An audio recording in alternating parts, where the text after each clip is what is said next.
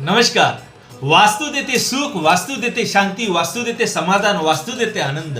जी वास्तू घेण्यासाठी आपण रात्रंदिवस मेहनत करत असतो आणि ती वास्तू घेत असतो, याच वास्तूमध्ये गेल्यानंतर काही कालावधीनंतर म्हणजे 2 वर्ष, 3 वर्ष, 4 वर्ष, 5 वर्षाच्या कालावधीनंतर त्याच वास्तूमध्ये असते असते आपली आर्थिक हानी होत असते, मानसिक हानी होत असते, किंवा आपण त्या ठिकाणी जाऊन आपण ज्या पद्धतीने पहिले आपल्या जीवनात हॅप्पी असतो त्या हॅपीनेस आपलं गेलेले असतं. काय कारण आहे, काय प्रॉब्लेम आहे? साऊथ ईस्ट बघा, साऊथ वेस्ट बघा.